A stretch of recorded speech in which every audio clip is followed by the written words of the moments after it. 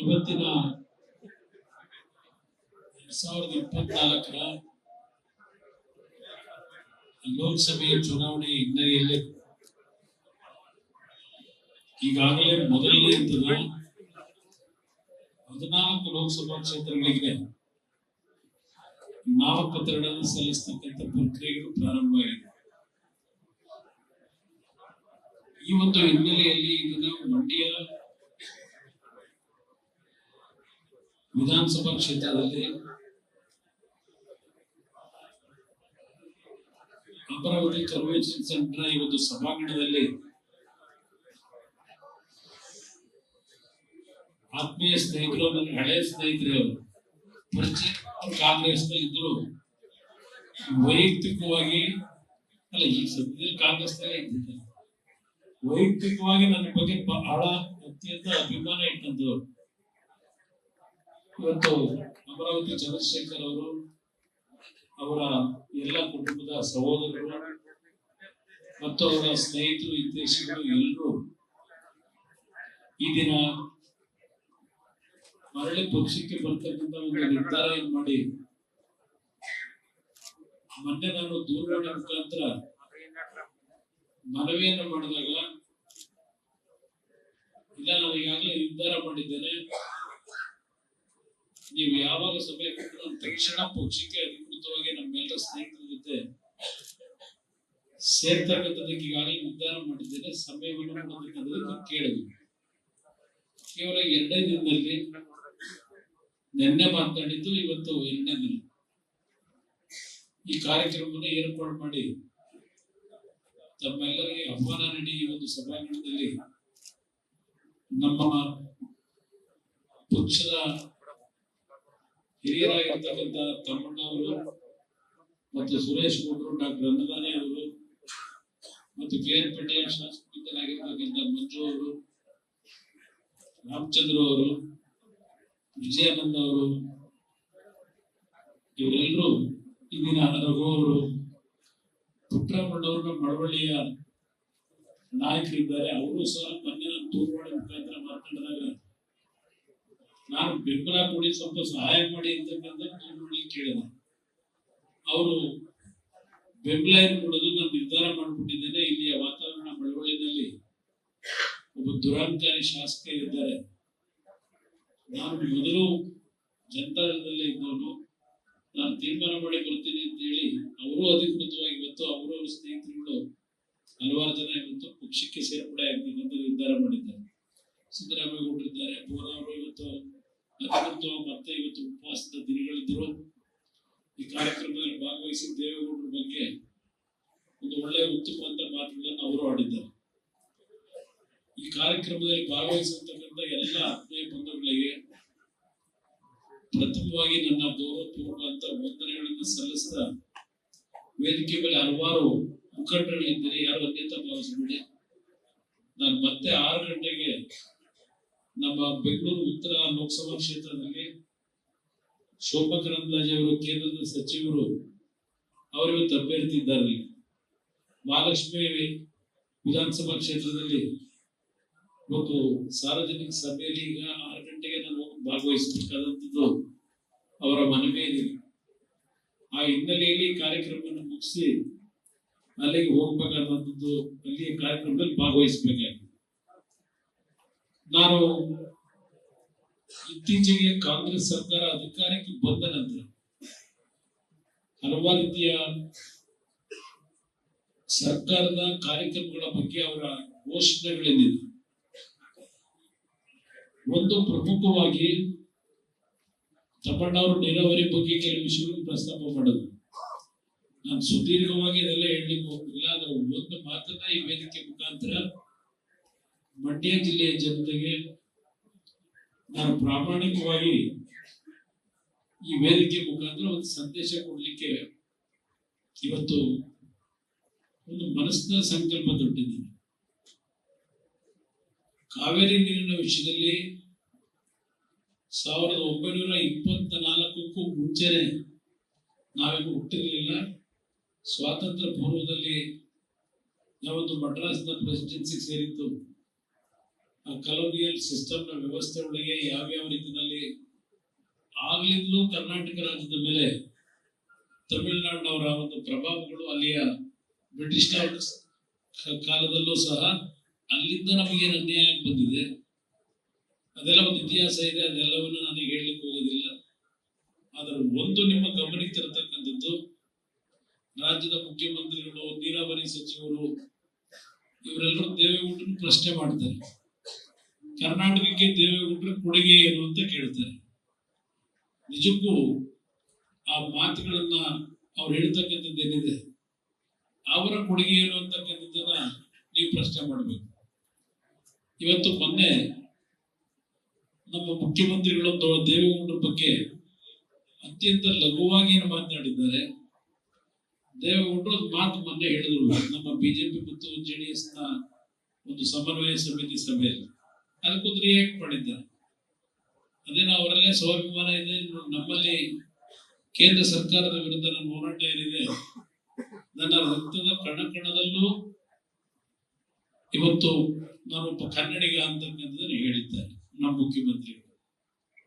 ಒಬ್ಬ ಕನ್ನಡಿಗ ಅಂತಕ್ಕಂಥದ್ದನ್ನ ಇವತ್ತೇನು ಹೇಳ್ತಾರೆ, ಅವರ ಜೀವನದಲ್ಲಿ ಯಾವತ್ತಾದರೂ ಒಂದು ದಿನ ಈ ಭಾಗದ ಜೀವನದಿ ಕಾವೇರಿ ನೀರಿನ ವಿಷಯದಲ್ಲಿ ಕಾನೂನಾತ್ಮಕವಾಗಿ ಒಂದು ಕ್ಷಣ ಏನಾದರೂ ಒಂದು ಚಿಂತನೆ ಮಾಡಿ ಅವರು ಕೊಡುಗೆ ಏನು ಕೊಟ್ಟಿದ್ದಾರೆ ಅಂತಕ್ಕಂಥದ್ದನ್ನ ಇವತ್ತು ಮುಖ್ಯಮಂತ್ರಿಗಳು ನಾನು ಕೇಳಲಿಕ್ಕೆ ಬಯಸ್ತೇನೆ.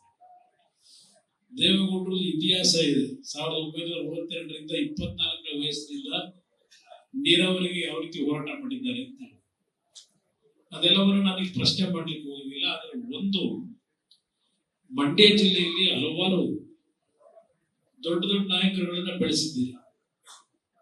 ಅವರವರದೇ ಆದಂತಹ ಒಂದು ಸಣ್ಣ ಪುಟ್ಟ ಕೊಡುಗೆಗಳು ಜಿಲ್ಲೆ ಕೊಟ್ಟಿದ್ದಾರೆ. ನಾನು ಯಾರು ಏನು ಮಾಡಲಿಲ್ಲ, ಯಾರಿಗೂ ಏನು ಆಗ್ಲಿಲ್ಲ ಅಂತಕ್ಕಂಥದ್ದನ್ನು ಹೇಳಲಿಕ್ಕೆ ಹೋಗೋದಿಲ್ಲ. ಅವರವರದೇ ಆದಂತಹ ಒಂದು ಕೊಡುಗೆಗಳು ಇಲ್ಲಿದ್ದಾರೆ, ಕೊಟ್ಟಿದ್ದಾರೆ. ಆದರೆ ನಿಮ್ಮ ನಿರೀಕ್ಷೆಗಳಿಗೆ ಬೇರೆ ಅಕ್ಕಪಕ್ಕದ ಜಿಲ್ಲೆಗಳಿಗೆ ಹೋಲಿಕೆ ಮಾಡಿದಾಗ ಈ ಜಿಲ್ಲೆಗೆ ನಿಮ್ಮ ನಿರೀಕ್ಷೆಗಳಿಗೆ ನೀವು ಬಯಸ್ತಕ್ಕಂಥ ರೀತಿಯಲ್ಲಿ ಅಭಿವೃದ್ಧಿಗಳನ್ನ ನಾವು ಕಾಣಲಿಕ್ಕೆ ಸಾಧ್ಯ ಇಲ್ಲ. ಇದು ನನ್ನನ್ನು ಪ್ರಶ್ನೆ ಮಾಡಬಹುದು. ನೀವು 2 ಬಾರಿ ಮುಖ್ಯಮಂತ್ರಿ ಆದ್ರೆ ಏನು ಕೊಟ್ರಿ ಅಂತ. ಒಂದು ನಾನು ನಿಮ್ಗೆ ಹೇಳ್ತೀನಿ, 2006-7ರಲ್ಲಿ ಈ ಜಿಲ್ಲೆಗೆ ಶಿಕ್ಷಣ ಇಲಾಖೆಯಲ್ಲಿ, ವಿದ್ಯುತ್ ಶಕ್ತಿ ಇಲಾಖೆಯಲ್ಲಿ, ನೀರಾವರಿ ಸೌಲಭ್ಯಗಳ ವಿಷಯದಲ್ಲಿ ಯಾವ ರೀತಿಯಲ್ಲಿ ಕಾರ್ಯಕ್ರಮಗಳನ್ನ ನಾವು ಕೇವಲ 19 ತಿಂಗಳ ನಾಳೆ ಅದು ಇನ್ನೊಂದು ಪಕ್ಷ ಜೊತೆಗೂಡಿ ಮಾಡಿದಂತ ಕೆಲಸ. ಕೇರ್ಪೇಟೆ ಕೊಟ್ಟಂತ ಇಂಜಿನಿಯರಿಂಗ್ ಕಾಲೇಜು ಇರಬಹುದು, ಶುಗರ್ ಫ್ಯಾಕ್ಟರಿಗೆ ಅಲ್ಲಿಂದೇ ಸಮಸ್ಯೆಗಳೇನಿತ್ತು, ಹಲವಾರು ರೀತಿಯಲ್ಲಿ ಅದನ್ನ ಪುನಶ್ಚೇತನಗೊಳಿಸಬೇಕು ಅಂತ ಹೇಳಿ ಕಳೆದ 15 ಕೇರ್ಪೇಟೆದು ದೇವೇಗೌಡರ ಕಾಲದಲ್ಲೇ ಕೊಟ್ಟಂತದ್ದು. ದೇವೇಗೌಡರು ಅವರು ಮುಖ್ಯಮಂತ್ರಿಗಳಿದ್ದಾಗ ಸಕ್ಕರೆ ಕಾರ್ಖಾನೆಯನ್ನ ಕೊಟ್ಟಂತದ್ದು. ಮೆಡಿಕಲ್ ಕಾಲೇಜ್ಗೆ 18 ತಿಂಗಳು ನಾನೇನು ಮುಖ್ಯಮಂತ್ರಿ ಇದ್ದೆ, 60 ಕೋಟಿ ಹಣವನ್ನ ನನ್ನ ಕಾಲದಲ್ಲಿ ಕೆಲಸ ಪ್ರಾರಂಭ ಹಲವಾರು ರೀತಿಯ ಕಾರ್ಯಕ್ರಮಗಳನ್ನ ನಾವು ಕೊಡ್ಲಿಕ್ಕೆ ಪ್ರಯತ್ನ ಪಟ್ಟಿದ್ದೇವೆ. ಅವತ್ತು ನಮ್ಮ ಮಂಡ್ಯ ಜಿಲ್ಲೆಯಲ್ಲಿ ಎಷ್ಟು ಪವರ್ ಸ್ಟೇಷನ್ಗಳಿತ್ತು. ನನ್ನ ಸಹೋದರ ರೇವಣ್ಣ ಅವರು ವಿದ್ಯುತ್ ಶಕ್ತಿ ಮಂತ್ರಿಗಳಾಗಿ ಎಷ್ಟು ಪವರ್ ಸ್ಟೇಷನ್ಗಳನ್ನ ಮಂಡ್ಯ ಜಿಲ್ಲೆ ಕೊಟ್ಟಿದ್ದೇವೆ. ಇದೆಲ್ಲ ಒಂದು ಇತಿಹಾಸದ ಪುಟಗಳಲ್ಲಿದ್ದಾವೆ. ಇದೆಲ್ಲ ಒಂದು ಭಾಗ. 2ನೇ ಬಾರಿ ಮುಖ್ಯಮಂತ್ರಿ ಆದಾಗ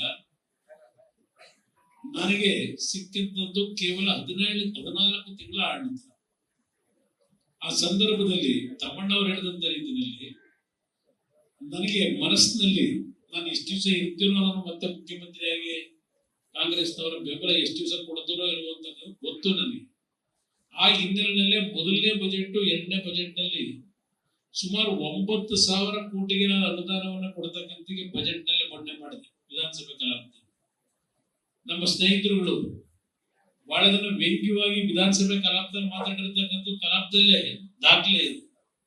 ಇದು ಕರ್ನಾಟಕದ ಬಜೆಟ್ ಅಲ್ಲ, ಮಂಡ್ಯ ಜಿಲ್ಲೆಯ ಬಜೆಟ್ ಅಂತೇಳಿ ಕೇವಲ ಒಂದು ಹೋಗುವಾದ ಮಾತುಗಳನ್ನು ಅವರೇ ನೋಡಿದ್ರು. ಅದೆಲ್ಲ ಇವತ್ತು ವಿಧಾನಸಭೆ ಕಲಾಪದಲ್ಲೇ ಇದೆ. ಇದೆಲ್ಲ ಒಂದು ಭಾಗ. ಆದ್ರೆ ಇದ್ದಂಥದ್ದು 14 ತಿಂಗಳು ನನಗೆ ಇವತ್ತು ನಮ್ಮ ಈಗಿನ ಮುಖ್ಯಮಂತ್ರಿಗಳು ಮೊನ್ನೆ ಬಜೆಟ್ ನಲ್ಲಿ ಮಂಡ್ಯ ಸಕ್ಕರೆ ಕಾರ್ಖಾನೆ ಬಗ್ಗೆ ಮೊನ್ನೆ ಬಂದು ಭಾಷಣ ಮಾಡಿದ್ರಲ್ಲಿ ನಮ್ಮ ಗೃಹಲಕ್ಷ್ಮಿ ಮೇಲೆ 5 ಗ್ಯಾರಂಟಿ ಯೋಜನೆ ಕಾರ್ಯಕ್ರಮ ಅಂತೇಳಿ ಸರ್ಕಾರದ ದುಡ್ಡಿನಲ್ಲಿ ಇಲ್ಲೆಲ್ಲೋ ಕಾರ್ಯಕ್ರಮ ಮಾಡಿದ್ರಲ್ಲಿ ಆ ಕಾರ್ಯಕ್ರಮದಲ್ಲಿ ಹೇಳಿದ್ರು, ಅವ್ರು ಹೇಳಿರ್ತಕ್ಕಂಥದ್ದು ಮಂಡ್ಯ ಜಿಲ್ಲೆ ಜನ ಸೂಕ್ಷ್ಮವಾಗಿ ಅರ್ಥ ಮಾಡ್ಕೊಳ್ಳಿ. ಪಾಪ ಕೆಲವರು ದೊಡ್ಡ ದೊಡ್ಡ ಫುಲ್ ಪೇಟ್ ಜಾಹೀರಾತುಗಳನ್ನು ಕೊಟ್ಟಿರ್ತಕ್ಕಂಥದ್ದು ಗಮನಿಸಿದ್ದೆ ನಾನು. ಮಂಡ್ಯ ಜಿಲ್ಲೆಗೆ ಮುಖ್ಯಮಂತ್ರಿಗಳು ಶುಗರ್ ಫ್ಯಾಕ್ಟರಿ ಏನ್ ಪ್ರಾರಂಭನೆ ಮಾಡಿಬಿಟ್ರು ಅನ್ನಂಗೆ ದೊಡ್ಡ ದೊಡ್ಡ ಕಲರ್ಫುಲ್ ನಮ್ಮ ಪುಟಗಳಲ್ಲಿ ಅಡ್ವರ್ಟೈಸ್ಮೆಂಟ್ಗಳು ಬೇರೆ ಬಂದ್ಬಿಡುತ್ತೆ. ಈಗ ಕಾಂಗ್ರೆಸ್ ಅಭ್ಯರ್ಥಿನೂ ಒಂದು ಪುಟಗಟ್ಲೆ ಒಂದು ಅಡ್ವರ್ಟೈಸ್ಮೆಂಟ್ ಕೊಟ್ಟಿದ್ರು ಅಂತ ಗಮನಿಸ್ತಾರೆ. ಅವ್ರು ಹೇಳಿರ್ತಕ್ಕಂಥದ್ದೇನು ಬಜೆಟ್ ನಲ್ಲಿ ಕಿಲ್ ಭಾಷಣ ಮಾಡಿದ್ದೇನು ಮಾಧ್ಯಮ ಸ್ನೇಹಿತರಿದ್ದೀರಿ, ಸಕ್ಕರೆ ಕಾರ್ಖಾನೆಯನ್ನ ಪ್ರಾರಂಭ ಮಾಡ್ತೀವಿ ಅಂತ ಹೇಳಿ ಘೋಷಣೆ ಮಾಡಿದ್ದೇನೆ ಎಂದಿದ್ದಾರೆ. ದುಡ್ಡೆಲ್ಲಿ ಇಟ್ಟಿದ್ದಾರೆ ಬಜೆಟ್ ನಲ್ಲಿ? ಅದೆಲ್ಲ ಇರ್ತಕ್ಕಂಥ ನಿಮ್ಮ ಸಕ್ಕರೆ ಕಾರ್ಖಾನೆಯ ಮೈಸೂರನ್ನ ಆಸ್ತಿ ಇದೆಯಲ್ಲ, ಆಸ್ತಿನ ಮಾರಾಟ ಮಾಡಿ ಯಾವ್ದೋ PPP ಮಾಡಲು ಏನೋ ಕಟ್ಟಿದೀವಿ ಅಂತಕ್ಕಂಥ ಘೋಷಣೆ. ಅದು ಇರೋ ಆಸ್ತಿ ಮಾರಾಟ ಮಾಡಿ. ನಾನು ಅವತ್ತು 2019 ಬಜೆಟ್ ನಲ್ಲಿ 400 ಕೋಟಿ ರೂಪಾಯಿಗಳ ವೆಚ್ಚದಲ್ಲಿ ಒಂದು ಹೊಸ ಕಾರ್ಖಾನೆಯನ್ನು ನಿರ್ಮಾಣ ಮಾಡಬೇಕು ಅಂತ ಹೇಳಿ ತೀರ್ಮಾನ ಮಾಡಿ 100 ಕೋಟಿ ಬಜೆಟ್ ನಲ್ಲೇ ಹಣ ಇಟ್ಟಿದ್ದೇನೆ. ತೆಗೆದು ನೋಡಿ 2019 ಈಗ ಅವರಿಗೆ IT ಇಂಡಸ್ಟ್ರಿ ಮಾಡಕ್ ಕೊಟ್ಟರ ಕಾರ್ಖಾನೆ ಮುಂಚಾಗಿ ಇದೆಲ್ಲ ಘೋಷಣೆ ಮಾಡಿರೋದು ನೋಡಿದ್ವಿ, ಮಾತಾಡಿದ್ರಲ್ಲಿ ನಮ್ಮ ಇಲ್ಲಿ ಶಾಸಕರು. ನನ್ನ ಕಾಲದಲ್ಲಿ 2019 100 ಕೋಟಿ ವಿಧಾನಸಭೆಯ ಕಲಾ ಬಜೆಟ್ ನಲ್ಲಿ ಆರ್ಥಿಕ ವರ್ಷದಲ್ಲಿ ಹಣ ಕೊಟ್ಟಿದ್ದೀನಿ. ಆಮೇಲೆ ಬಂದ್ ಸರ್ಕಾರಗಳು ಆ ದುಡ್ಡನ್ನ ಎಲ್ಲೆಲ್ಲಿಗೆ ಹಾಕೊಂಡ್ರು ಅದೆಲ್ಲ ನನಗೆ ಚರ್ಚೆ ಮಾಡಕ್ ಹೋಗಲ್ಲ. 14 ತಿಂಗಳಲ್ಲಿ ಸರ್ಕಾರ ತೆಗೆದು ಈಗ 5 ವರ್ಷ ಆಗಿದೆ. ಪಾಪ ನಮ್ಮ ಮುಖ್ಯಮಂತ್ರಿಗಳು 1 ವರ್ಷ ಆಯ್ತು, ಈಗ ಹೆಚ್ಚು ಕಡಿಮೆ ಇನ್ನೇನು ಮುಂದಿನ ತಿಂಗಳು 1 ವರ್ಷ ಆಗುತ್ತೆ. ಬಜೆಟ್ ನಲ್ಲಿ ಸಕ್ಕರೆ ಕಾರ್ಖಾನೆ ಘೋಷಣೆ ಮಾಡಿದೀವಿ ಅನ್ನೋದು ಬಿಟ್ರೆ ಅವ್ರ ಬಜೆಟ್ ನಲ್ಲಿ ಮಂಡ್ಯ ಜಿಲ್ಲೆಗೆ ಅಂತ ಹೇಳಿ ಒಂದು ನಯಾ ಪೈಸೆ ಏನಾದ್ರು ಕೊಟ್ಟಿದ್ದಾರ ಅಂತಕ್ಕಂಥದ್ದನ್ನ ಇವತ್ತು ಬಜೆಟ್ ತೆಗೆದು ನೋಡಿ. ಮಂಡ್ಯ ಜಿಲ್ಲೆ ಇದು ಇರ್ತಕ್ಕಂಥ ವಾಸ್ತವ ಅಂಶ. ನಾನು ರಾಜ್ಯದ ಮುಖ್ಯಮಂತ್ರಿ ಆದಾಗ 2ನೇ ಬಾರಿಗೆ ನಾನು ನಿಮ್ಗೆ ನೆನಪಿಸ್ಕೊಡ್ತೇನೆ, ಹಿಂದೆ ಇದ್ದಂತ ಕಾಂಗ್ರೆಸ್ ಸರ್ಕಾರದಲ್ಲಿ ಸುಮಾರು 200ಕ್ಕೂ ಹೆಚ್ಚು ರೈತ ಕುಟುಂಬದಲ್ಲಿ ಆತ್ಮಹತ್ಯೆ ಆದಂತ ಪ್ರಕರಣ ನಮ್ಮ ಜಿಲ್ಲೆ ಒಳಗೆ.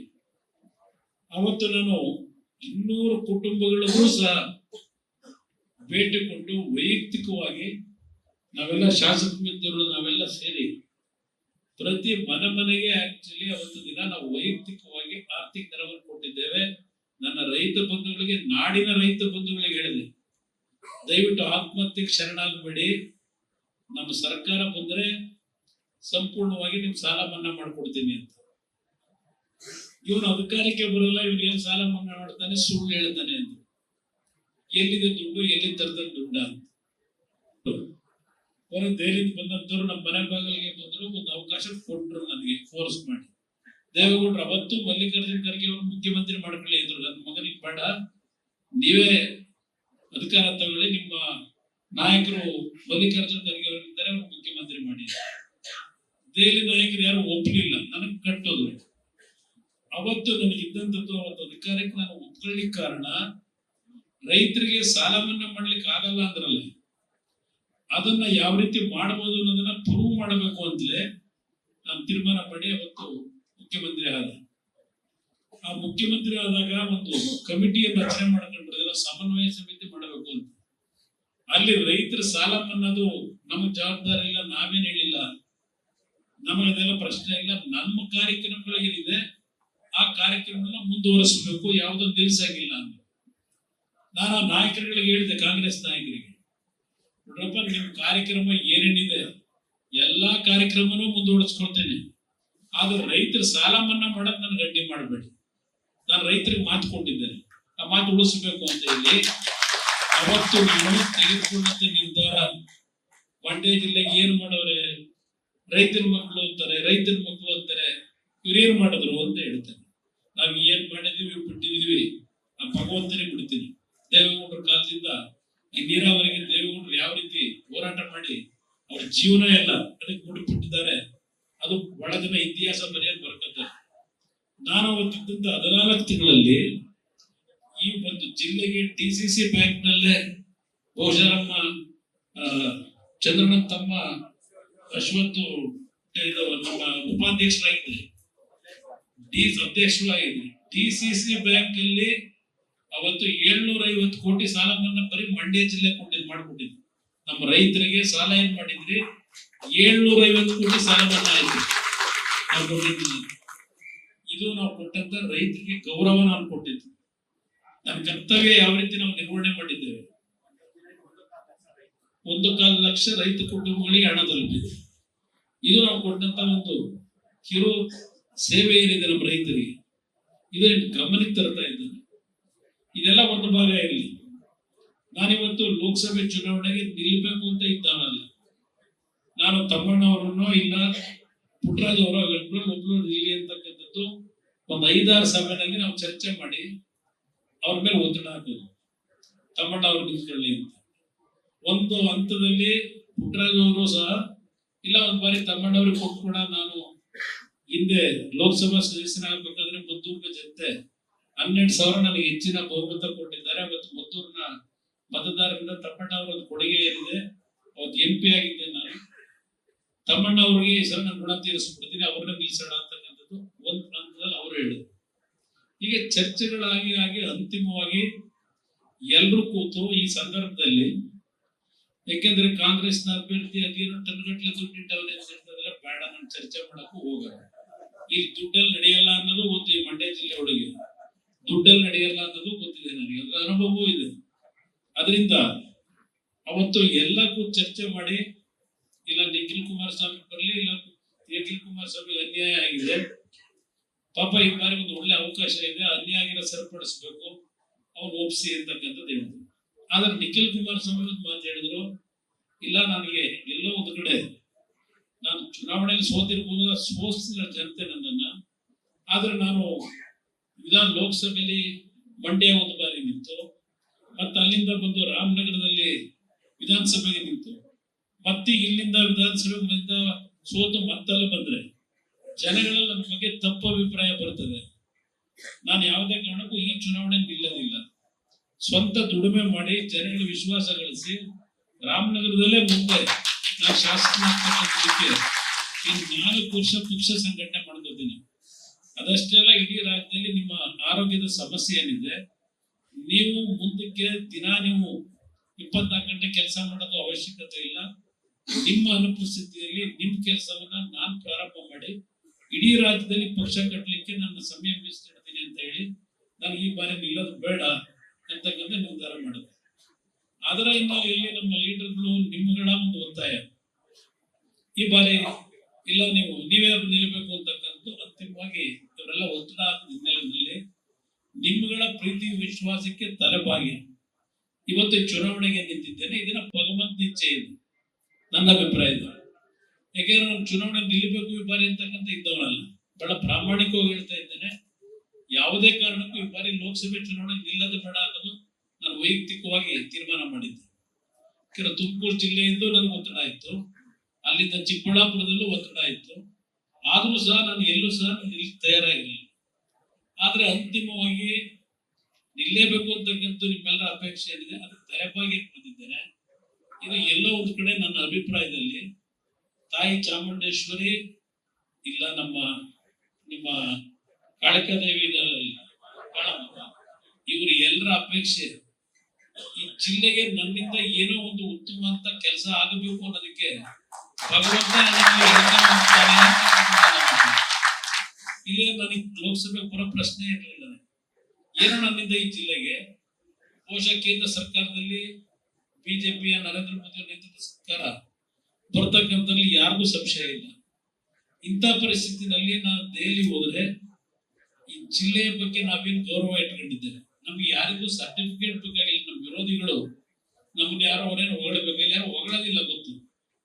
ಅವ್ರು ನಮ್ಮನ್ನು ಬೈಯದೆ, ಅವರು ಟೀಕೆ ಮಾಡೋದಕ್ಕೆ ಅವ್ರ ಕೆಲಸ. ಅವ್ರು ನಮ್ಮನ್ನು ಹೊಗಳಕ್ ಸಾಧ್ಯವ? ಅವರಿಂದ ನಾನು ಸರ್ಟಿಫಿಕೇಟ್ ತಗೊಳಕ್ ಸಾಧ್ಯ? ಒಳ್ಳೆ ಕೆಲಸ ಮಾಡಿದೆ ಅಂತ ಹೇಳಿ ಆ ಸರ್ಟಿಫಿಕೇಟ್ ಕೊಡೋರು ಈ ಜಿಲ್ಲೆಯ ಈ ರಾಜ್ಯದ ಜನತೆ, ನೀವು ಬಡವರೇನಿದ್ದಾರೆ ಅವ್ರು ಕೊಡ್ತಾರೆ ನನ್ನ ಸರ್ಟಿಫಿಕೇಟ್. ಅವ್ರ ಸರ್ಟಿಫಿಕೇಟ್ ಸಾಕು. ಅದರಿಂದ ಇವತ್ತು ಯಾವುದೋ ಒಂದು ಅನಿವಾರ್ಯವಾಗಿ ನನ್ನ ಮೇಲೆ ಒತ್ತಡ ಬಂದು ವ್ಯಕ್ತಿಯನ್ನು ಚುನಾವಣೆ ನಿಂತಿದ್ದೇನೆ. ಭಗವಂತನಿಂದ ನನ್ನ ಈ ಜಿಲ್ಲೆಗೆ ಏನೋ ಒಂದು ಕೊಡುಗೆ ನಾನು ಕೊಡಬೇಕು ಅಂತಕ್ಕಂಥದ್ದು ಇಚ್ಛೆ ಇದ್ದೇನೆ. ಆ ಹಿನ್ನೆಲೆಯಲ್ಲಿ ಬಹುಶಃ ಈ ಚುನಾವಣೆಯಲ್ಲಿ ನಿಂತಿದ್ದೇನೆ. ಬಹುಶಃ ದೇವೇಗೌಡ 62 ವರ್ಷದ ರಾಜಕೀಯ ಜೀವನ, ಅವ್ರ ನಂತರ ನಾನು ಆಕಸ್ಮಿಕವಾಗಿ ಕಳೆದ 20 ವರ್ಷದ ನನ್ನ ರಾಜಕೀಯ ಜೀವನದಲ್ಲಿ ಬಹುಶಃ ಈ ಜಿಲ್ಲೆಯ ಜನ ಕೊಟ್ಟಿರ್ತಕ್ಕಂಥ ಶಕ್ತಿ ನಮಗೆ ನಮ್ಮ ಜೀವನದ ಕೊನೆ ಉಸಿರಿರೋವರೆಗೂ ನಾವು ಮರೆಯಲಿಕ್ಕೆ ಸಾಧ್ಯ ಇರ್ತದೆ.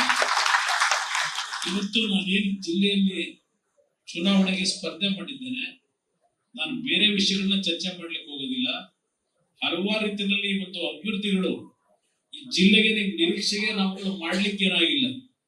ಮುಂದಿನ ದಿನಗಳಲ್ಲಿ ಬಹುಶಃ ಆ ನಿಮ್ಮ ನಿರೀಕ್ಷೆಗಳು ಮತ್ತು ಈ ಜಿಲ್ಲೆಯ ಯುವಕರುಗಳಿಗೆ, ವಿಶೇಷವಾಗಿ ಭೂಮಿಯನ್ನೇ ನಿಮಗೆ ಬದುಕ್ತಾ ಇರ್ತಕ್ಕಂಥ ನನ್ನ ಕೃಷಿಯ ಜೀವನ ಮಾಡತಕ್ಕಂಥ ನನ್ನ ರೈತ ಬಂಧುಗಳಿಗೆ ಒಂದು ಉತ್ತಮವಾದಂತ ರೀತಿಯ ಬದುಕನ್ನ ನೀವು ಕಾಣತಕ್ಕಂಥದ್ದಕ್ಕೆ ನೀರಾವರಿಯ ಯೋಜನೆಗಳ ವಿಷಯದಲ್ಲಿ ನಮಗಾಗಿರ್ತಕ್ಕಂಥ ನೀರಿನ ಕೊರತೆ, ಅದೇ ರೀತಿಯಲ್ಲಿ ನಮ್ಮ ಯುವಕರ ಉದ್ಯೋಗದ ಸಮಸ್ಯೆಗಳಿರ್ಬೋದು, ಇದು ಎಲ್ಲದಕ್ಕೂ ಒಂದು ಪರಿಹಾರ, ಮೂಲಭೂತ ಸೌಕರ್ಯಗಳಿಗೆ ಇದೆಲ್ಲದಕ್ಕೂ ಒಂದು ಪರಿಹಾರವನ್ನ ತರತಕ್ಕಂಥ ನಿಟ್ಟಿನಲ್ಲಿ ಇವತ್ತು ನಾನು ಸಂಕಲ್ಪ ತೊಟ್ಟು ನೀವೇನ್ ಪ್ರೀತಿಯಿಂದ ನಿಲ್ಲಬೇಕು ಅಂತ ಹೇಳಿದ್ದೀರಿ, ಪ್ರಾಮಾಣಿಕವಾಗಿ ನಿಮ್ಮ ಬದುಕಿಗೆ ಒಬ್ಬ ಲೋಕಸಭಾ ಸದಸ್ಯನಾಗಿ ಇಂಥ ಕೆಲಸ ಮಾಡಬಹುದು ಅಂತಕ್ಕಂಥದ್ದನ್ನ ಒಂದು ಹೊಸ ರೀತಿಯಲ್ಲಿ ತರತಕ್ಕಂಥದ್ದಕ್ಕೆ ಪ್ರಾಮಾಣಿಕವಾಗಿ ನಾನು ಪ್ರಯತ್ನ ಪಡ್ತೀನಿ. ನನ್ನ ಮೇಲೆ ವಿಶ್ವಾಸ ರೀತಿಯಲ್ಲಿ ಈ ವೇದಿಕೆ ಮುಖಾಂತರ ಜಿಲ್ಲೆಯ ಜನತೆಯಿಂದ ನಾನು ಮನವಿ ಮಾಡ್ತೀನಿ.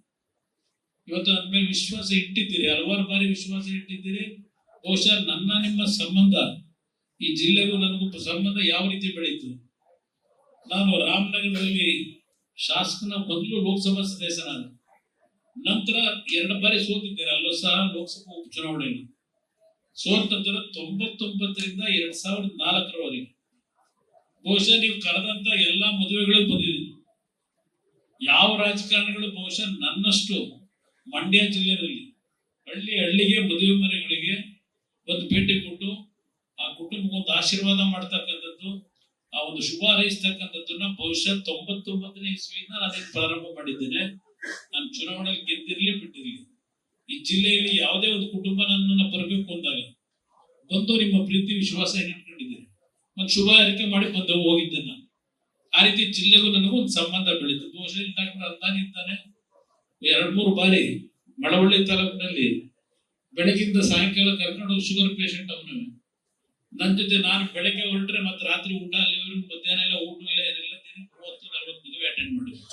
ಅಲ್ಲಿ ನಮ್ಮ ಬೆಂಗಳೂರು ಗ್ರಾಮಾಂತರ ಜಿಲ್ಲೆ ಪ್ರಾರಂಭ ಮಾಡಿದ್ವಿ. ನಾನು ಮದುವೆ ಮನೆ ಗಂಡು ಹೆಣ್ಣಿಗೆ ಆಶೀರ್ವಾದ ಮಾಡಕ್ ಹೋಗಿದ್ದೀವಿ. ಎಲ್ಲ ಅಂತಾನೆ ಅಂತ ನೋಡಿದ್ರೆ ಮದುವೆ ಮನೆ ಹೋಗಿಲ್ಲ, ಕೊಂದಿಗಿಂದ ಅಂತ ಹುಡುಕ್ತಾ ಅವನಿಗೆ.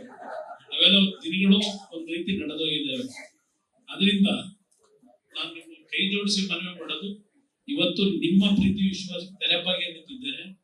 ನನಗೆ ಮತ್ತೆ ಎಲ್ಲ ಕಡೆ ಚುನಾವಣೆಗೂ ಹೋಗಬೇಕಾಗಿದೆ.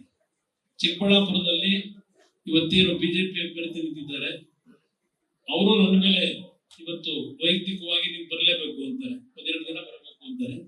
ಸೋಮಣ್ಣ ಅವರು ತುಮಕೂರಲ್ಲಿ ನಿಂತಿದ್ದಾರೆ, ಅವರು ಸಹ ನೀವು ಬರದೇ ಇದ್ರೆ ಕಷ್ಟ, ನನಗೆ ನೀನ್ ಬರ್ಬೇಕು ಅಂತಕ್ಕಂಥ ಹೇಳ್ತಕ್ಕಂಥದ್ದು ಇರ್ಬೋದು. ಹಾಸನಕ್ಕೂ ಸಹ 1-2 ದಿನ ಹೋಗ್ಬೇಕಾದ ಅನಿವಾರ್ಯ ಪರಿಸ್ಥಿತಿ ನನಗೆ.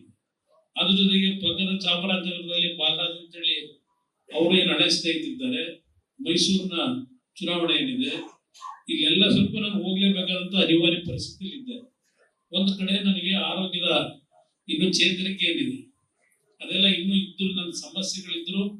ಈ ಬಾರಿ ಜನತಾ ದಳವನ್ನ ಪುನಃ ಏನು ಮುಗಿದ್ರೆ ಹೋಯ್ತು ಅಂತ ಹೇಳಿದ್ರು, ಇದನ್ನ ಮತ್ತೆ ಬೆಳೆಸಿ ಉಳಿಸಬೇಕು. ಇದು ರೈತರ ಪಕ್ಷ, ಇದು ಶ್ರೀಮಂತರ ಪಕ್ಷ ಅಲ್ಲ. ಇದು ಈ ಪಕ್ಷ ಬೆಳೆಸಿರ್ತಕ್ಕಂಥದ್ದು ನಮ್ಮ ರೈತರು ಬೆಳೆಸಿರ್ತಕ್ಕಂಥ ಪಕ್ಷ. ಇದು ಈ ಪಕ್ಷ ಉಳಿದ್ರೆ ರೈತರಿಗೆ ಏನೋ ಒಂದು ಒಳ್ಳೇದಾಗ್ತದೆ ಅಂತಕ್ಕಂಥದ್ದು ಒಂದು ನಿರೀಕ್ಷೆಯನ್ನು ಇಟ್ಕೊಂಡಿದ್ದಾರೆ. ಆ ಹಿನ್ನೆಲೆಯಲ್ಲಿ ನಮ್ಮ ಪಕ್ಷ ನೆಲ ಕೆಟ್ಟ, ಮೊನ್ನೆನೂ ಸಹ ಮೊನ್ನೆ ನಡೆದಂತ ವಿಧಾನಸಭೆ ಚುನಾವಣೆಗೆ ನಾನು ಹೇಳೋದಾದ್ರೆ, ನಮ್ಮ ಕಾರ್ಯಕರ್ತರುಗಳು ನಮ್ಗೆ ಅನ್ಯಾಯ ಮಾಡಿಲ್ಲ. ನಮ್ಮ ಕಾರ್ಯಕರ್ತರುಗಳು ಈ ಪಕ್ಷಕ್ಕೆ ಹೋರಾಟ ಮಾಡಿದ್ದೀವಿ. ಕಾರಣ ನಾವು 1 ಸೀಟ್ ಗೆಲ್ಲದೆ ಇದ್ರು, ಕೇರ್ಪೇಟೆ ಒಂದು ಗೆದ್ದಿದ್ದೇವೆ, ಇನ್ನು ಉಳಿದ ಕಡೆ ಸೋತಿದ್ರು. ತಮ್ಮಣ್ಣ ಅವರದ್ದು ಸ್ವಲ್ಪ ಅಲ್ಲಿ ಬೇರೆ ರೀತಿಯಲ್ಲಿ ನಡೆಯಿತು ಚುನಾವಣೆ. ಅವರಷ್ಟು ಬಹುಶಃ ಕೆಲಸ ಮಾಡಿದಂತ ಶಾಸಕರು ಮತ್ತೊಬ್ಬರನ್ನ ನೋಡಕ್ ಸಾಧ್ಯ ಇಲ್ಲ.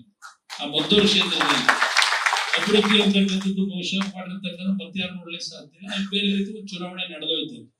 ಮಂಡ್ಯದಲ್ಲಿ ನಡೀದೇ ಇರತಕ್ಕಂಥ ರೀತಿಯ ಒಂದು ಚುನಾವಣೆ ನಡೆದಿದೆ. ಇವತ್ತು ಇವೆಲ್ಲ ನಾವು ಲೆಕ್ಕ ತೆಗೆದ್ರೆ ನಾಗಮಂಗಲ ಇರಲಿ, ನಮ್ಮ ಮಂಡ್ಯ ನಗರದ ಚುನಾವಣೆ ಇರಲಿ, ಪಕ್ಕದ ಶ್ರೀರಂಗಪಟ್ಟಣ ಇರಲಿ, ಪಾಂಡವಪುರ ಇರಲಿ, ಇಲ್ಲಿ ಎಲ್ಲಾ ಕಡೆ ನಮ್ಮ ಅಭ್ಯರ್ಥಿಗಳು ಗೆಲ್ಲವರು. ಮೊನ್ನೆನೂ ಸಹ 4 ಸೀಟ್ ಅಂತೂ ಖಂಡಿತ ಗೆಲ್ತಾ ಇದ್ದೆ. ನಾವು ಸ್ವಯಂಕೃತ ಅಪರಾಧದಲ್ಲಿ ಸೋತಿದ್ದೇವೆ. ಮಂಡ್ಯ ಜಿಲ್ಲೆಯ ಜನತೆ ಸೋಲಿಸ್ತಿದೆ. ಯಾಕೆಂದ್ರೆ ಕಾಂಗ್ರೆಸ್ಗೂ ನಮಗೂ ಬಂದಿರೋ ವ್ಯತ್ಯಾಸ, ಮೊನ್ನೆ ನಡೆದಂತ ವಿಧಾನಸಭೆ ಚುನಾವಣೆಯಲ್ಲಿ ಕೇವಲ 3,000 ನಮಗೂ ಅವ್ರಿಗೂ ವ್ಯತ್ಯಾಸ ಇರ್ತಕ್ಕಂಥ. ಅಷ್ಟು ಒಂದು ಭದ್ರವಾಗಿ ಪಕ್ಷಕ್ಕೆ ಮತ ಕೊಟ್ಟಿದ್ದಾರೆ ಈ ಜಿಲ್ಲೆಯ ಜನತೆ. ನಾವು ಸ್ವತಂತ್ರ ಸಂದರ್ಭದಲ್ಲಿ ಮತ ಕೊಟ್ಟಿದ್ದಾರೆ. ಅದರಿಂದ ಈ ಜಿಲ್ಲೆಯ ಜನತೆ ಈ ಪಕ್ಷಕ್ಕೆ ಸೋಲಿಗೆ ಇಲ್ಲಿ ಪ್ರೀತಿ ಇಟ್ಕೊಂಡಿದ್ದೀರಿ. ನಿಮ್ ಪ್ರೀತಿಯಿಂದ ಈ ಪಕ್ಷ ಇನ್ನು ಉಳ್ಕೊಂಡಿದೆ, ಯಾರು ಏನು ಮಾಡೋಕ್ಕಾಗಿಲ್ಲ. ಆ ಹಿನ್ನೆಲೆಯಲ್ಲಿ ನಿಮಗೆ ನಾನು ಮನವಿ ಮಾಡ್ತೇನೆ. ಇನ್ನು ನಮ್ಮ ಜಿಲ್ಲೆ ಆ ಜಿಲ್ಲೆ ನಮ್ಮ ಸ್ನೇಹಿತ ಏನೋ ನಮಗೆ ಅಮೃತ ಹಾಕಿದ್ದೀರಿ ಅಂತಾರೆ. ಅಮೃತ ಹಾಕಿದ್ದಕ್ಕೆ 14 ತಿಂಗಳು ಸರ್ಕಾರ ಹೋಗಿದ್ದಾರೆ. ಅದ್ರ ಬಗ್ಗೆ ಎಲ್ಲ ಚರ್ಚೆ ಮಾಡಕ್ ಹೋಗಲ್ಲ. ಇವತ್ತಿಲ್ಲಿ ಬಂದಿರೋ ಭಾಷಣ ಮಾಡಿದ್ದಾರೆ ಸರ್. ಆ ಭಾಷಣಗಳ ಬಗ್ಗೆ ನನಗೆ ಇಲ್ಲಿ ಚರ್ಚೆ ಮಾಡೋದಿಲ್ಲ. ಅದ್ರ ಮುಂದೆ ಹೇಳ್ತೀನಿ. ಸ್ವಲ್ಪ ಅಧಿಕಾರ ಆಯ್ತು, ಪೇಪರ್ ರೂಪಾಯಿ ಕೇಳಿದೀಯಪ್ಪ, ಕೊಟ್ಟವ್ರ ಪೇಪರ್ ರೂಪಾಯಿ ಆಯ್ತಪ್ಪ. ಜಿಲ್ಲೆಗೆ ಏನ್ ಕೊಟ್ಟೆ? ಓಲಿ ಕಾವೇರಿ ನಿಲ್ಲಿಸ್ತಿಗೆ ಏನ್ ಕೊಟ್ಟಿದ್ಯಾ? ಮೇಕೆದಾಟಿಗೆ ಏನ್ ಮಾಡಿದೀಯ? ಈಗ ಹೇಳ್ತೀಯಪ್ಪ ನೀವು ಪಾದಯಾತ್ರೆ ಮಾಡೋದು. ಇವರೆಲ್ಲ ಸೇರಿ ಕಾಂಗ್ರೆಸ್ ನಾವು ನಮ್ಮ ನೀರು ನಮ್ಮ ಹಕ್ಕು ಅಂತ ಹೇಳಿದ್ರು. ಪಾದಯಾತ್ರೆ ಮಾಡಿ ನಮ್ಮ ನೀರು ನಕ್ಕು ಅಂತ ನಮ್ಮ ಹಕ್ಕು ಅಂತೇಳಿ ಓಟ್ ತಗೊಂಡ ಮೇಲೆ ಈ ಕೆಲಸ ಮಾಡಬೇಕಾದ್ರೆ ನಿಮ್ ಜವಾಬ್ದಾರಿ ಅಲ್ವಾ? ಈಗ ನೀವು ಇಲ್ಲೆಲ್ಲ ಬಿಜೆಪಿ ಲೋಕಸಭಾ ಸದಸ್ಯರು ಪ್ರಧಾನಮಂತ್ರಿಗಳು ಭೇಟಿ ಮಾಡಿ ಪರ್ಮಿಷನ್ ಕೊಡಿಸಿ ಅಂತ ಅದು ಮಾಡಿದ್ರೆ ಪಾದಯಾತ್ರೆ ಯಾಕೆ ಮಾಡಬೇಕಾಗಿತ್ತು? ಬಿಜೆಪಿ ಲೀಡರ್ಗಳು ಮನ್ಮನ್ ಹೋಗಿ ನಮಗೆ ಪರ್ಮಿಷನ್ ಕೊಡಿಸ್ತಾರೆ ಇಲ್ಲೋ ಅಂತ ಕೇಳಿದ್ರೆ ಮುಗಿದೋಗಿತ್ತು. ಅದಕ್ಕೆ 5 ದಿವಸ ಇಡೀ ಕೋಟ್ಯಾಂತರ ರೂಪಾಯಿ ಖರ್ಚು ಮಾಡಿ ಪಾದಯಾತ್ರೆ ಮಾಡಬೇಕಾಗಿತ್ತ? ಈಗ ಹೇಳ್ತಾ ಇದ್ದಾರೆ. ಆದ್ರೆ ಒಂದು ಮಾತು ಹೇಳ್ತೇನೆ, ಇವತ್ತು ದೇವೇಗೌಡರನ್ನು ಬದುಕಿದ್ದಾರೆ. ನಿಮಗೆ ಈ ಒಂದು ಜಿಲ್ಲೆಗೆ ಆಗಿರ್ತಕ್ಕಂಥ ಅನ್ಯಾಯ ಅಲ್ಲ, ನಮ್ಮ ರಾಜ್ಯಕ್ಕೆ ಆಗಿರ್ತಕ್ಕಂಥ ಅನ್ಯಾಯ. ಇದು ಕೇವಲ ನಮ್ಮ ಈ ಭಾಗದ ನೀರಾವರಿ ಸೌಲಭ್ಯಕ್ಕಲ್ಲ, ಉತ್ತರ ಕರ್ನಾಟಕದ ಸೌಲಭ್ಯಕ್ಕೂ ಸಹ ಮುಂದಿನ 5 ವರ್ಷ ನಾನಿವತ್ತು ಈ ಸರ್ಕಾರಗಳ ಜೊತೆ ಮೈತ್ರಿ ಮಾಡ್ಕೊಂಡಿರೋದು. ನಾವೇನೋ 1-2-3 ಸೀಟ್ ಗೆದ್ದು ನಮ್ಮ ವೈಯಕ್ತಿಕವಾದಂತ ಸ್ಥಾನಮಾನ ಪಡೆಯಬೇಕು ಅನ್ನೋದಲ್ಲ. ನಾನಿವತ್ತು ಜಿಲ್ಲೆಯ ಜನತೆಯ ಧ್ವನಿಯಾಗಿ, ಈ ರಾಜ್ಯದ ಜನತೆಯ ಧ್ವನಿಯಾಗಿ ಇವತ್ತೇನು ಬಿಜೆಪಿ ಮತ್ತು ನಮ್ಮಿಂದ ಒಂದು 25-26 ಸೀಟು ಗೆಲ್ತಕ್ಕಂಥ ವಾತಾವರಣ ಇದೆ. ಇವತ್ತು ಅವರನ್ನು ಜೊತೆಗೆ ವಿಶ್ವಾಸಕ್ಕೆ ತಗೊಂಡು ನರೇಂದ್ರ ಮೋದಿ ಅವರನ್ನ ನೇರವಾಗಿ ಭೇಟಿ ಮಾಡಿ ದೇವೇಗೌಡರ ಮುಖಂಡತ್ವದಲ್ಲಿ ನಮ್ಮ ರಾಜ್ಯಕ್ಕೆ ಆಗಿರ್ತಕ್ಕಂಥ 60 ವರ್ಷಗಳ ನೀರಾವರಿ ಯೋಜನೆಗೆ ಏನು ಅನ್ಯಾಯ ಆಗಿದೆ ಸರಿಪಡಿಸ್ತಕ್ಕಂಥಕ್ಕೆ ಹಲವಾರು ರೀತಿಯ ಇವತ್ತು ಕಾನೂನು ವ್ಯಾಪ್ತಿಗಳಿಗೆ ಅವಕಾಶ ಇದೆ. ತಮ್ಮಣ್ಣವರು ಗೊತ್ತಿದೆ, ಹಲವಾರು ವಿಷಯಗಳು ತಿಳ್ಕೊಂಡಿದ್ದಾರೆ. ಅವ್ರು ಸುದೀರ್ಘವಾಗಿ ಮಾತನಾಡಕ್ ಹೋದ್ರೆ ಸ್ವಲ್ಪ ವಿಷಯಗಳನ್ನ ನೀವು ಗ್ರಾಸ ಮಾಡ್ಕೊಳ್ಳಕ್ ಹೋಗೋದಿಲ್ಲ. ಒಂದ್ ರೀತಿ ಏನಾದ್ರು ಬೈಕಂಡ್ ಭಾಷಣ ಮಾಡಿದ್ರೆ ಅದ್ ಕೇಳಕ್ ಇಷ್ಟಪಡ್ತೀವಿ. ಅಂಕಿ ಅಂಶ ಹೇಳಕ್ ಹೋದ್ರೆ ಏನ ಬಂದು ನಮ್ ತಲೆ ತಿಂತವನೆ ಅಂತ ಹೇಳಿ ಅದ್ರ ಬಗ್ಗೆ ನಿಮಗೆ ಆಸಕ್ತಿ ಇರೋದಿಲ್ಲ. ಆದ್ರೆ ಒಂದು ಮಾತು ಹೇಳ್ತೀನಿ, ಇವತ್ತು ಬಿಜೆಪಿ ಜೊತೆ ನಾನು ಮೈತ್ರಿ ಮಾಡಿರೋದು ಇವತ್ತು ಏನು ಮಾಡ್ಲಿಕ್ಕೆ ಆಗೋದಿಲ್ಲ. ಇವತ್ತು ದೇಶದಲ್ಲೇ ಬಿಜೆಪಿ ನರೇಂದ್ರ ಮೋದಿ ಅವರ ನಾಯಕತ್ವದಲ್ಲಿ ಸರ್ಕಾರ ತರಬೇಕು ಅನ್ನೋದು ಜನ ತೀರ್ಮಾನ ಮಾಡ್ಕೊಂಡಿದ್ದಾರೆ. ಇವತ್ತು ನಾವು ಮಾಡಿರ್ತಕ್ಕಂಥ ತೀರ್ಮಾನ ನಮ್ಮ ಸ್ನೇಹಿತ ಅಲ್ಲಿ ನಮ್ಮ ರಾಮನಗರದ ಕನಕಪುರದ ಲೀಡರ್ ಪ್ರತಿನಿಧಿ ಹೇಳ್ತಾನೆ, ಜೆಡಿಎಸ್ ನ ಮುಳುಗ್ಸೇಬಿಟ್ರು, ಜೆಡಿಎಸ್ ಕೊನೆ ಅಂತ ಹೇಳ್ತಾರೆ. ಜೆಡಿಎಸ್ ಮುಳುಗಲ್ಲ, ಈಗ ಮತ್ತೆ ಬೇರೆ ಹೇಳತ್ತೀವಿ. ಈ ಒಂದು ತೆರವಂತ ಮಹಿಳೆ ಇನ್ನು ಹಸಿರನ್ನ ಹೊರನ ತಲೆ ಮೇಲೆ ಹೊತ್ಕೊಂಡು ಮೆರೀತಾಳೆ ಅಂತಕ್ಕಂಥದ್ದನ್ನ ಮುಂದಿನ ದಿನಗಳಲ್ಲಿ ಇಷ್ಟೊಂದು ಕೀಳು ಮಟ್ಟದಲ್ಲಿ ಮಾತಾಡ್ತಕ್ಕಂಥ ನನ್ನ ಸ್ನೇಹಿತರಿಗೆ ಮುಂದಿನ ದಿನಗಳು ಆ ದೇವರು ಉತ್ತರ ಕೊಡ್ತಾರೆ ಅನ್ನೋದು ನನ್ನ ಅಭಿಪ್ರಾಯ. ನೀವು ಉತ್ತರ ಕೊಡ್ತೇವೆ ಅಂತಕ್ಕಂಥದ್ದು ನನ್ನ ಅಭಿಪ್ರಾಯ. ಅದರಿಂದ ಈ ಮೈತ್ರಿ ಏನಿದೆ ನಮ್ಮ ನಾಡಿನ ಹಲವಾರು ಸಮಸ್ಯೆಗಳಿಗೆ ಪರಿಹಾರ ತಂದುಕೊಡ್ತಕ್ಕಂಥದ್ದೇ ನನ್ನ ಸಂಕಲ್ಪ ಇಟ್ಕೊಂಡಿದ್ದಾರೆ. ನನ್ನ ಮೇಲೆ ವಿಶ್ವಾಸ ಇಡಿ. ಚುನಾವಣೆ ನೀವೇ ನಡೆಸಬೇಕು. ನಾನು ಎಲ್ಲಾ ಕಡೆ ಬಂದು ಇವತ್ತು ಪ್ರತಿ ಹಳ್ಳಿಗೆ ಬರ್ತಕ್ಕಂಥ ಕಷ್ಟ ಒಂದೇ ಹೇಳ್ತೀನಿ. ಚುನಾವಣೆ ನಂತರ ವಾರದಲ್ಲಿ 2 ದಿನ ಹಳ್ಳಿ ಮೇಲೆ ನಾನು ಬರ್ತೀನಿ. ಸಂಪೂರ್ಣ ಮಂಡ್ಯ ಜಿಲ್ಲೆಯ ಎಲ್ಲ ಹಳ್ಳಿಗಳಿಗೆ ಭೇಟಿ ಕೊಟ್ಟು ಯಾವ್ಯಾವ ರೀತಿಯಲ್ಲಿ ನಮ್ಮ ಯುವಕರಿಗೆ ಕೇಂದ್ರ ಸರ್ಕಾರದಿಂದ ಹಲವಾರು ರೀತಿ ಯೋಜನೆಗಳಿದ್ದಾವೆ. ಸುಮಾರು 50% 60% ಸಬ್ಸಿಡಿ ಬರುತ್ತದೆ. ಯಾವ ರೀತಿ ನೀವು ಸಣ್ಣ ಒಂದು ಉದ್ಯೋಗವನ್ನ ಯಾವ ರೀತಿ ಪ್ರಾರಂಭ ಮಾಡಬಹುದು, ಅದಕ್ಕೆ ಯಾವ ರೀತಿ ಆರ್ಥಿಕ ನೆರವುಗಳನ್ನು ತಂದುಕೊಡಬಹುದು. ಪ್ರತಿ ಹೋಬಳಿ ಮಟ್ಟದಲ್ಲಿ, ಪಂಚಾಯತಿ ಮಟ್ಟದಲ್ಲಿ ಯುವಕರು ಯಾರು ಆಸಕ್ತಿಯಿಂದ ಸ್ವಲ್ಪ ದುಡಿಮೆ ಮಾಡಿ ಬದುಕಬೇಕು ಅಂತಕ್ಕಂಥ ಛಲ ಇಟ್ಕೊಂಡಿದ್ದೀರಿ. ಇವತ್ತು ನಿಮ್ಮಗಳಿಗೆ ಒಂದು ಹೊಸ ರೀತಿಯ ಬದುಕನ್ನು ತಂದುಕೊಡ್ಲಿಕ್ಕೆ ಕೇಂದ್ರ ಸರ್ಕಾರದಲ್ಲೂ ಹಣದ ಕೊರತೆ ಇಲ್ಲ, ರಾಜ್ಯ ಸರ್ಕಾರದಲ್ಲೂ ಹಣದ ಕೊರತೆ ಇಲ್ಲ, ದುಡ್ಡಿದೆ ಇವತ್ತು ದೇಶದಲ್ಲಿ. ಆದ್ರೆ ದುಡ್ಡನ್ನ ಸರಿಯಾದ ರೀತಿ ಬಳಕೆ ಮಾಡಿದ್ರೆ ಹಲವಾರು ಕುಟುಂಬಗಳ ಸ್ವಾಭಿಮಾನದ ಬದುಕನ್ನ ಕಾಣಲಿಕ್ಕೆ ಸಾಧ್ಯ ಇದೆ. ಆ ನಿಟ್ಟಿನಲ್ಲಿ ನನಗಿರ್ತಕ್ಕಂಥ ಕೆಲವು ಅನುಭವ, 2 ಬಾರಿ ಮುಖ್ಯಮಂತ್ರಿಯಾಗಿ ಕೇಂದ್ರ ಸರ್ಕಾರದ ಹಲವಾರು ರೀತಿಯ ಮಂತ್ರಿಗಳನ್ನು ಭೇಟಿ ಮಾಡಿ ಏನು ಅನುಭವ ಪಡೆದುಕೊಂಡಿದ್ದೇನೆ. ಈ ಜಿಲ್ಲೆಗೆ ಹಲವಾರು ರೀತಿಯ ಒಂದು ಅಭಿವೃದ್ಧಿ ಯೋಜನೆಗಳು, ಬರೀ ರಸ್ತೆ ಕೆಲಸ ಮಾಡೋದು, ರೈಲ್ವೆ ಲೈನ್ ಇಳಿಸೋದು, ಇಲ್ಲ ಅದು ಕಟ್ಟಡ ಕಟ್ಟೋದು ಅಷ್ಟೇ ಅಲ್ಲ.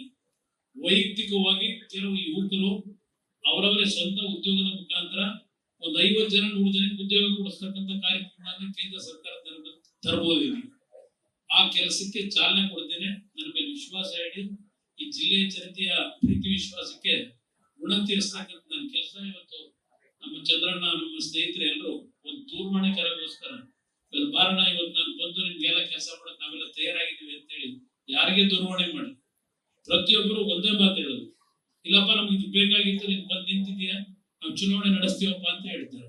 ಆದ್ರೆ ಒಂದು ಆ ಪ್ರೀತಿ ವಿಶ್ವಾಸದಲ್ಲಿ ನೀವೇನು ನನಗೆ ಆಶೀರ್ವಾದ ಮಾಡ್ತಾ ಇದ್ದೀರಿ ದೂರವಾಣಿಯಲ್ಲಿ, ಪ್ರತಿ ಪಂಚಾಯತಿ ಬೂತ್ ಮಾಡ್ತೇನೆ, ನಾನು ಮನವಿ ಮಾಡ್ತೇನೆ.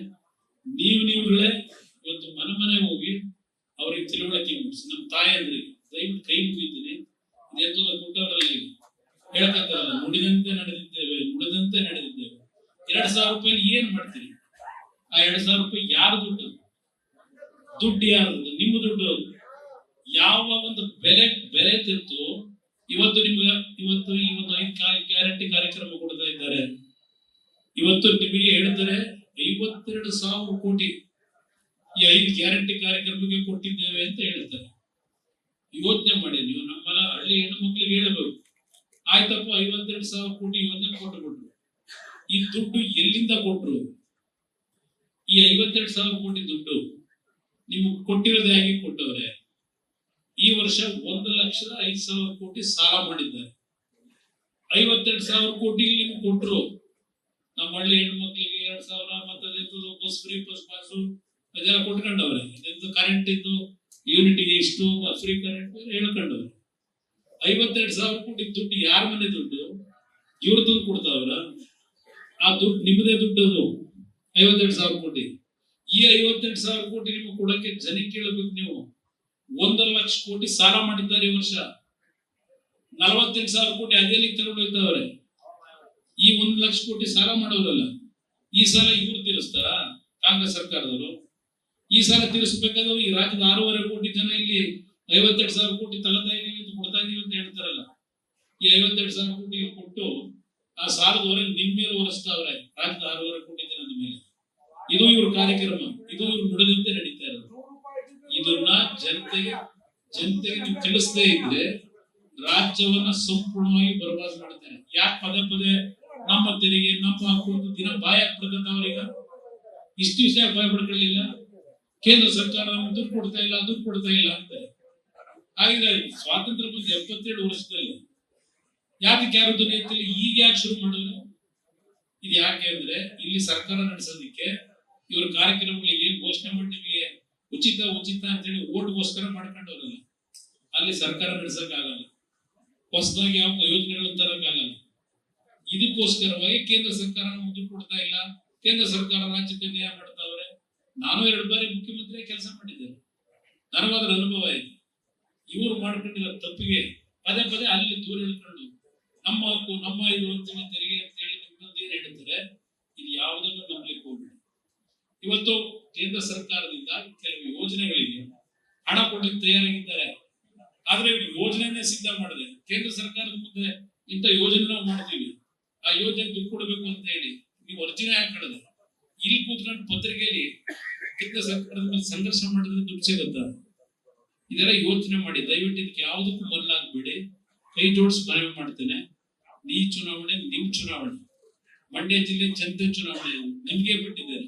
ನನ್ನ ಮೇಲೆ ವಿಶ್ವಾಸ ಇದ್ರೆ ದಯವಿಟ್ಟು ತಾವೆಲ್ಲರೂ ನೀವೇ ಕುಮಾರಣ್ಣ ಅಂತ ಹೇಳಿ ನಿಮ್ ಕುಟುಂಬದ ಮಗನ ಅಣ್ಣನ ನಿಂತಿದ್ದಾನೆ ಚುನಾವಣೆಗೆ ಅಂತಕ್ಕಂಥ ಭಾವನೆಯಿಂದ ಈ ಚುನಾವಣೆ ನಡೆಸಿ ಆಶೀರ್ವಾದ ಮಾಡತಕ್ಕಂಥ ನಿಮಗೆ ಸೇರಿದ್ದು ಅಂತ ಹೇಳಿ ನಿಮ್ಮೆಲ್ಲರಿಗೆ ಒಂದ್ಸರಿ ನಡೆದು ನ್ಯೂಸ್ ಫಸ್ಟ್. ನಿರ್ಭೀತಿಯಿಂದ ನಿಮ್ಮ ಪರವಾಗಿ.